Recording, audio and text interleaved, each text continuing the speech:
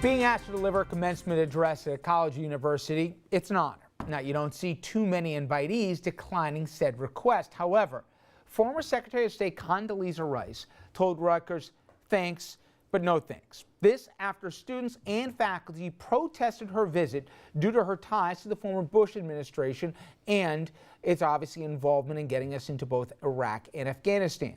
Rice said, quote, "Commencement should be a time of joyous celebration for the graduates and their families. Rutgers' invitation to me to speak has become a distraction for the university community at this very special time." End quote. Originally she said yes, and then she turned it down after those protests. Now, not everyone on Rutgers campus is opposed to Rice's visit. A group of student organizations, including Rutgers College Republicans student body and Greek Life at Rutgers, sent a joint letter to the school's president saying, in part, an overwhelming number of students were disappointed in Condoleezza Rice no longer being the commencement speaker, after a small minority of the student body and intolerant faculty members at Rutgers protested loudly over the past month. And this is the interesting part. A university should be a place where free ideas are exchanged and a diversity of opinions are encouraged. Now, this is hardly the first time we have seen a case like this happen before. Students and parents in Topeka, Kansas spoke out against an invitation extended to the First Lady Michelle Obama to deliver the commencement address at a high school. They argued her visit would limit the number of seats they'd be allotted for family and friends. And remember when Bruins goalie Tim Thomas refused to go to the White House with the rest of his team after they won the Stanley Cup? And he vented on Facebook saying the federal government has grown out of control, threatened the rights, liberties, and property of the people. Okay. There's plenty of other examples. This is hardly the only university where a commencement speaker has basically been, if not disinvited, strongly encouraged not to speak. I'm not a fan of the Bush administration, certainly on their policies as it relates to Iraq and some other issues. But you know what? I got a real problem when the invited speaker is so pressured that she or he has to decline. And again here, I thought a college campus, Jeannie, and I'll start with you, was supposed to be a platform where people with different ideas could speak. We're not talking about bringing a war criminal to talk here. We're talking about the former Secretary of State. Yeah, you know, I looked carefully at what the faculty group and this small group of students had to say, and I have a slightly different view. You know, I thought Condoleezza Rice handled her statement eloquently. She is somebody who is a very well-respected academic. She was provost. You know, this is a woman who has a long-standing academic career.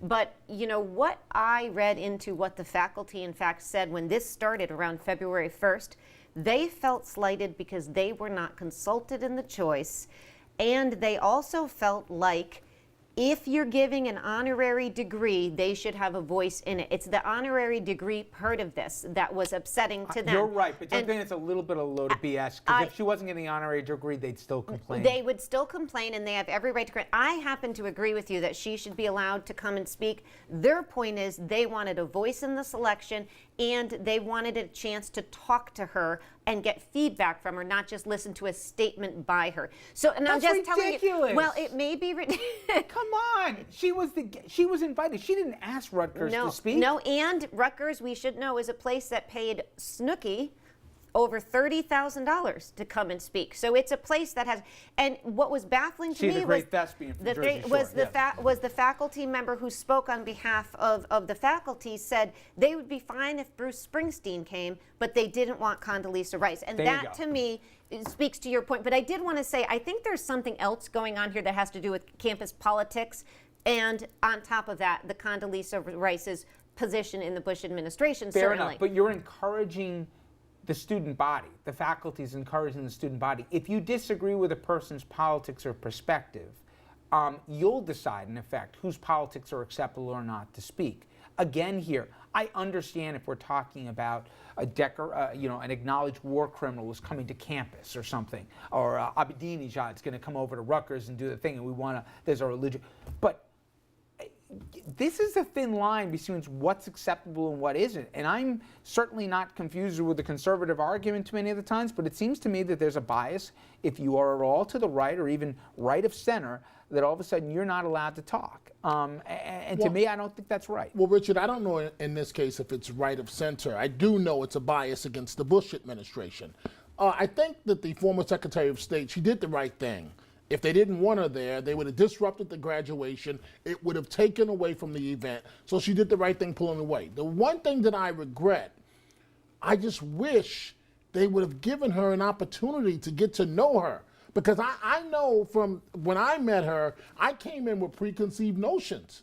And she quickly impressed me. And once you get a chance to sit down and talk to her and find out about her family's involvement with the civil rights struggle going forward, she has an amazing story that almost any student body would love to connect with, but they never gave her that opportunity. Isn't college supposed to be a place where you get diversity of thought?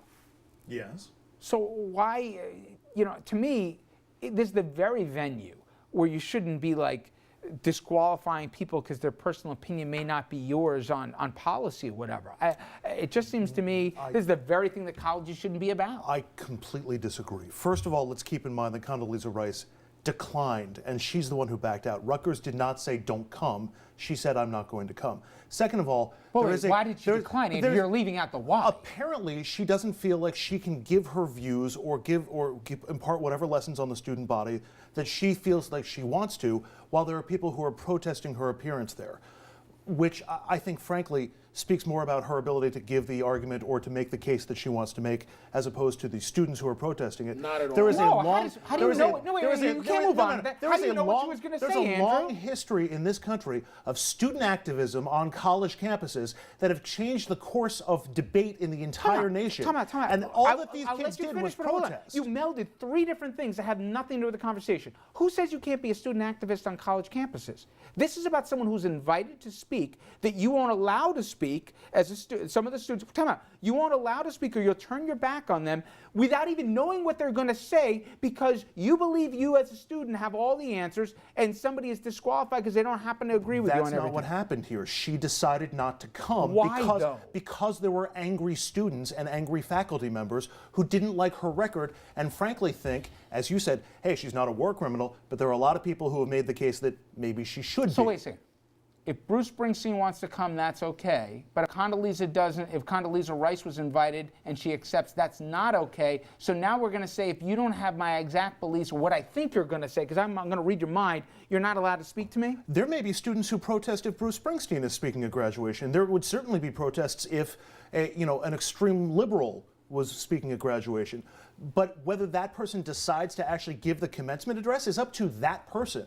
And in this case, Condoleezza Rice is the one who backed away because of student protest or students who weren't happy with her background. I just want to be clear about this. I believe that she backed away because she's a classy individual. I would do the same thing, she right. does not want to disrupt the event. I don't think she's hiding from her views or 100% anything I like agree with that. you. Right. And we don't even know what she was going to say. I doubt she was going to be talking about foreign policy and what we should or shouldn't do in Iraq or Afghanistan. I mean, I don't know. We'll never know. Right, because they made it clear that this was not going to be a welcome environment for her. It was a college campus where there would have been students, in all likelihood, outside the event, maybe a few disrupting in the event, protesting her appearance. I'll ask you this. There are plenty of protests. Do you think it's okay if a speaker is going to speak? I'm not saying it's illegal. Of course it's legal. But do you think it's socially acceptable for people to turn their backs on someone? Which happened to Condoleezza Rice at another commencement address at another university. Completely It's not something I would recommend. I think it's legal to do, but it's not something I would recommend.